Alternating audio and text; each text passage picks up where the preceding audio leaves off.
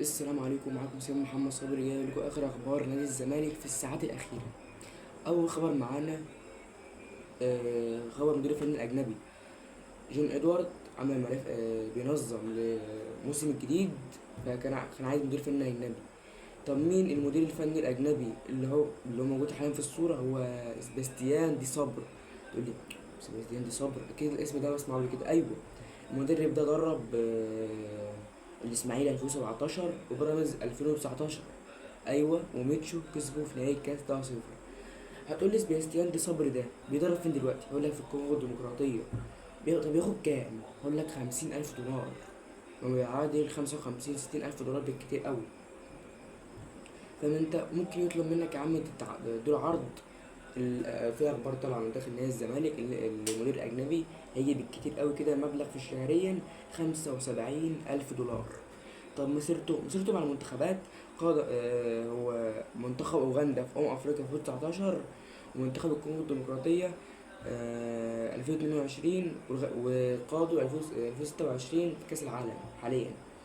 طب مع الانديه، درب أندية عريقة مثل أسيك ميموزا الأفواري، والقطن الكاميروني، والوداد المغربي، الترجي التونسي، بيراميدز، والإسماعيلي في مصر. سباستيان دي صبر هو مواليد 1976، يعني عنده 49 ل 50 سنة. سباستيان دي صبر. طب أقول لك بقى اللي هو ده بقى التقنيات ده كان بقى بتفصيل عام. هيقول لك بالتفصيل الممل لأندية منتخبات دربها بالفترات: منتخب الكونغو الديمقراطية من 22 لغاية حتى الآن، نادي بيراميدز 2019، منتخب أوغندا 2017 2019، خدهم إلى دور ال 16 في أفريقيا نادي الوداد المغربي مع الفترتين من 2016 2017 2020، نادي الإسماعيلي المصري. نادي الإسماعيلي مش المصري، نادي الإسماعيلي 2017. كان في موسم نادي الإسماعيلي كان فيه الرابع التالت. الموسم دوت كان هو اللي ماسكه سباستيان دي صبر، وكان بيلعب وقتها محمد عواد. الترجي التونسي 2014، اسيك ميموسا الفيوري، كوتن الكاميروني، يعني خبرة. طب ايه بطولاته وانجازاته؟ هقول لك: انجازه التاريخي مع الكونغو الديمقراطية، تأهل التاريخي إلى كأس العالم 2026، وصول نصف النهائي كأس أفريقيا كوت ديفوار 2023، كأس السوبر الأنجولي. حقق مع نادي الريكريتيفو دو ليبولا في أنجولا الدوري المغربي، قادر ويلعب الدوري قبل رحيله، وساهم في مسيرة لقب. ايه دوري الهواء؟ مش حاجة، مش مهمة. الحاجة اللي تهمني وأنا اللي بحبها طريقة اللعب والتكتيك بالتفصيل. الرسم التكتيكي المفضل لسباستيان دي صبر يعتمد بشكل أساسي على خطة 4-2-3-1، أو أحيانا 4-3-3 الهجومية، اللي هم 2 صناع لعب ولاعب خط وسط مركز 6. يركز على التنظيم الدفاعي المحكم وتخليص المساحات بالخطوط لا يتم بالاستحواذ السلبي، بل يفضل الدفاع في كتلة متوسطة ومنخفضة، الاعتماد على ثنائي قوي في قلب الدفاع: سعد المجيد والونش. عند استعادة الكرة لا يلعب ببطء، بل يعتمد على التمرير الطويل المباشر في المساحات الخالية كويس. يستغل سرعات الأطراف المهاجمين في ضرب الدفاعات الخصم المتقدمة، الاعتماد على أطراف القوات الثابتة والثبات. يمنح الأظهرة واجبات دفاعية صارمة مع إتاحة الفرص تحول الحالات الهجومية السريعة. يركز في تدريبات استغلال القوات الثابتة والضربات الركنية، تسجيل الأهداف الخاصة في المباريات المغلقة، تطوير الشباب الجاهزية البدنية. ده أصلا جون إدوارد جايبه، ممكن يجيبه عشان كده. تطوير الشباب الجاهزية البدنية، يشترك بقدرته على دمج اللاعبين الشباب، إعطائهم دورا رئيسيا. تساهم فخم بلياقته البدنية، عليها قدرة على الضغط العكسي اللي في الثلث الأخير، استغلال الكرة السريعة. ديت ممكن ميجيش مع الزمالك، بس أنا بقول لك أهو ممكن بسبب السطر، ربع سطر دوت يشتهر بصبر باللعبة، اللي هو بيطلع لعبة شباب. هيبقى مدرب جامد لو جه الزمالك كده، في لاعب، في كتير مواهب أصلا يطلعها. بص بقى، إيقاف القيد، أخبار إيقاف القيد دول اللي حلوا معايا ازاي؟ دول اللي حلوا مع نادي الزمالك.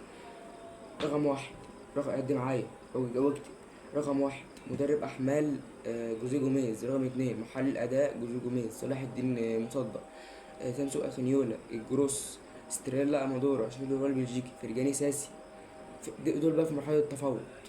عمر فرج، جوزيه جوميز دفع له 60,000 دولار، فضله 60,000 دولار. إبراهيم ضاي، إبراهيم ضاي ضحايا التفاوض. القائمة: نادي الزمامرة، نادي صلاح الدين مصدق الأسبق المغربي، 250,000 دولار.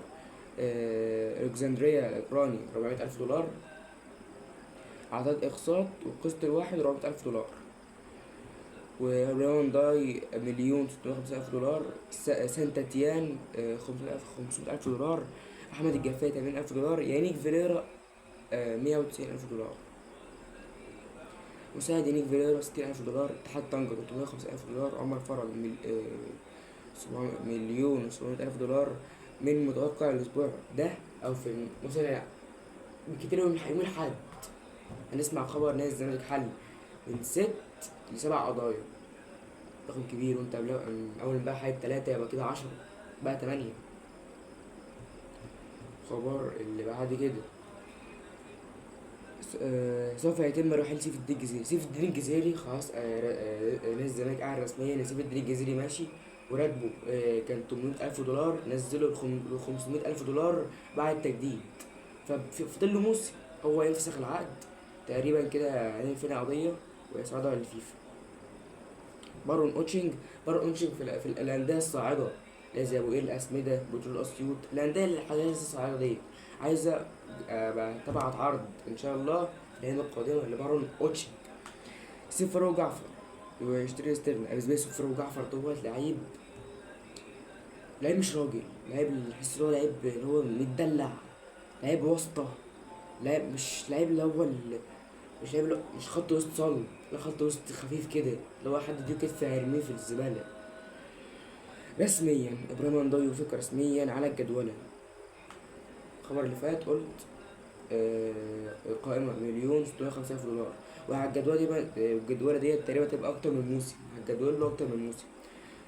ورجوع عمرو الأدهم من نادي الزمالك. زمان عمرو الأدهم كان في مجلس مرتضى منصور قبل ما أول ما جم كان موجود. كان 22 قضية أو أكتر، خلاهم 7 قضايا.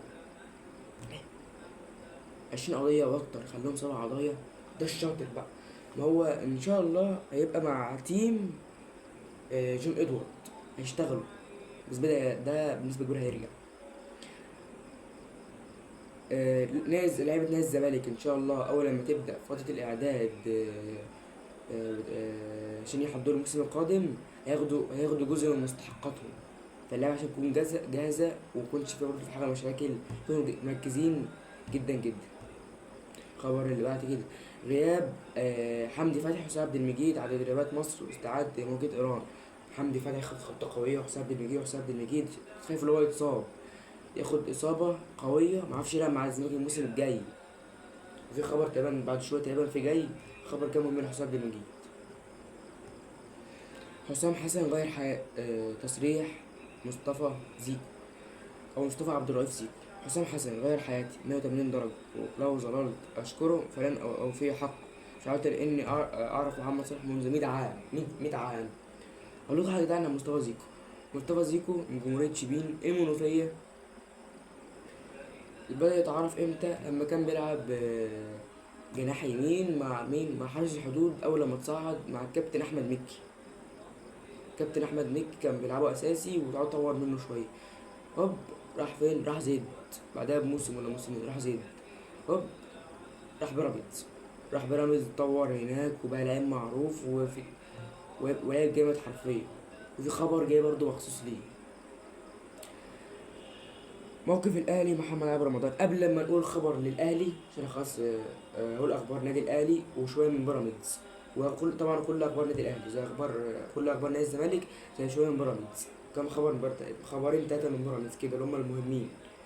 قبل ما نقول اول خبر الاهلي في الحلقه النهارده، او تنسى اللايك والاشتراك وجرس التنبيهات ونسخ الرابط وشير بقى كده ظبطنا. الاهلي موقف الاهلي محمد عابر رمضان. مصدر من داخل النادي الاهلي. الاهلي تلقى عرضين من الحزم السعودي والشمال القطري لشراء محمد عابر رمضان. ابلغناه اللاعب العروض ورحب به. محمد عابر رمضان الاهلي جابه اصلا كان فاضل موسم ونص، موسم وشهرين، موسم وكام شهر في عقده. فجاب مليون دولار. لا مش مليون، مليون وخمسمية ألف دولار. يعني بالنسبة لي نادي الزمالك لو كان دخل في الصف كان المفروض يخلصها. ليه؟ كان معاك وقتها قيد مفتوح، مفيش قضايا كتيرة، كنت يعتبر أكتر من نص حالها. كان معاك ممدوح عباس قال اختار لاعبين، نسيب له دوت لاعب كواليتي أصلا، بس هو مظلوم في النادي الأهلي وبيحس إن هو متكتف، مش عارف، متكتف. تقول لي تختار انهي عرض؟ اقول لك الشمال القطري. الشمال القطري فريق قوي. اه حزم السعودي، بس ده في الدرجه التانية، دوري يورو. اما ده الشمال القطري فريق قوي في قطر. بيلعب في كمان بغداد بونجاح الجزائري. خبر في الجول مدخل الدقيقة برضه. خلال آخر 24 ساعة أنيس بوجلبان تواصل مع الأهلي وبلغه أن الاتحاد التونسي متمسك باستمراري مع المنتخب الأولمبي، وأيضا لديه فرصة للتواجد مع المنتخب الأول عقب كأس العالم. أنيس بوجلبان طبعا مدرب جامد، تقريبا كان بيلعب في الأهلي. هو حاليا ماسك السكاوتنج بتاع الأهلي، وكان بيدرب المصري كمان. هو مدرب من ناحية مدرب كويس، بس الضغط بتاعه من ناحية اسمها التحليل بعد ماتشاته يعني مع المصري، طريقة لعبه من ناحية الضغط والضغط العكسي لا، بلاش. معلش يا رجالة بس من بص بقى الخبر دوت، وانا كان نفسي لاعب يجي الزمالك. خبر في الجول من داخل نادي بيراميدز. اياد العسقلاني على رادار بيراميدز لتدعيم دفاع الفريق في الموسم القادم.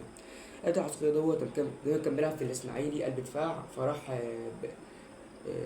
فيسكا موسكو الروسي. اللاعب ده كان مرشح نادي الزمالك، الزمالك معرفش يخلص فيه. لاعب جامد، احنا نعتبر اداره فاشله. ده اولا. اداره زيرو. مصدر من داخل النادي الاهلي او خبر في الجول. حسين عموته يصل للقاهره في الاسبوع الاول من يوليو للبدء مهمته مع الاهلي. معسكر هيبقى خارج مصر، هيبقى خارجي، هيبقى فين؟ هيبقى في اسبانيا يا ايطاليا يا جنوب افريقيا. لإقامة المعسكر لإعداد الموسم الجديد. بالنسبة لنا نادي الأهلي لو اختار جنوب أفريقيا اللعبة تبقى منهكة حر. جنوب أفريقيا مش زي التانيين. لو أنت اخترت موقع متميز بالمناخ المتميز أنت مش تبقى منهكة. بس بالنسبة لي أنا أسبانيا أجواء قوية جدا في كرة القدم. عرض احترافي لحساب عرض خبر بعد كده. عرض احترافي لحسام عبد المجيد برقم كويس نادي الزمالك. بعد كأس العالم في فريق في أوروبا عرضين كمان مش عرض واحد هيتبعتوا لحسام عبد المجيد. العرض هيبقى يوصل من مليون ونص ل2 مليون ونص دولار. عرض كويس بس بالنسبة لي أنا، ماشي يا رجالة ماشي يا مايك، بالنسبة لي أنا اللاعب يجدد. اللاعب لو جدد مع نادي الزمالك هيفرق جدا جدا جدا مع نادي الزمالك. راح يسيب الدنيا قلتها. أحمد شريف كمان هيمشي. تم عرضه على البيع. مصطفى زيكو بعد كأس العالم هي رسميا كم مرة. مصطفى عبد الرؤوف زيكو لعيب بيراميدز لعيب منتخب مصر حاليا في كأس العالم هيجيله عرض من الدوري الإنجليزي من الفئة الصاعدة. تقول لي ازاي؟ اقول لك معرفش. لعيب جامد بس هيجيله عرض من الدوري الإنجليزي من الفئة الصاعدة. خبر بعد كده مصر هتقابل مين في دور ال 32؟ مصر سوف تقابل في دور ال 32 من كأس العالم من الدور القادم منتخب التشيك. غير منتخب التشيك منتخب قوي ده يا سيف. هقول لك بالنسبة لك يا سيف، أنا منتخب التشيك ده أصلا هو كمصنف يعني كأس العالم ده هو أضعف فريق. منتخب التشيك دوت هو أضعف فريق أوروبي. يعني هتقولي تقدر تكسبه لو انت لعبت زي قدام نيوزيلندا كده، قدام بلجيكا اصلا من اقوى الفرق الاوروبيه في كاس العالم السنه دي. فانت لو لعبت بنفس الروح والرجوله وقت اللاعب كده قدام نيوزيلندا وبلجيكا هتعرف تكسب بسهوله جدا التشيك. وبس كده، دي كانت اخبارنا واخر اخبارنا. كان معاكم سيد محمد صبري او النسر او ملقب بالنسر. قبل ما تطلع من الفيديو اعمل لايك، اشتراك، نسخ الرابط، تفعيل جرس التنبيهات او زر التنبيهات، واعمل نسخ رابط وشيرنا. جدعان في احصائيه على قناتي او اليوتيوب استوديو، يعني او اليوتيوب استوديو اللي فيه 70 في 72% بيتفرجوا على فيديوهات انا بيشتركوش. جدعان عايزين نوصل 50 مشترك.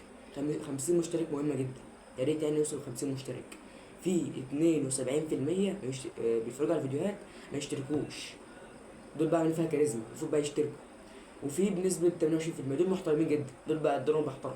فريت تعمل اشتراك وخد الأخبار حصرية ليك، يعني الاشتراك مجاني، المشاهدة مجاني، اللايك مجاني، جرس التنبيهات مجاني، نسخ رابط مجاني، الشير مجاني، الخبر مجاني برضه وحصري لأي حد. وعايزين برضه يا جدعان نوصل 50 مشترك، وإن شاء الله نوصل على شهر 7 ونص 7 100 مشترك إن شاء الله، ربنا يوفقنا ويقدرنا. فتنسيش مرة تانية متنسيش اللايك والاشتراك وتابعي جهاز التنبيهات ونسخ الرابط والشير.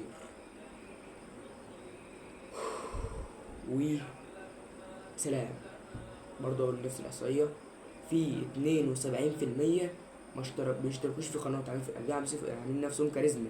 يا ريت يا جدعان اللي مش مشترك في القناة وبيتفرج على فيديوهاتي كمان أخبار حصرية، يا ريت يشترك في القناة.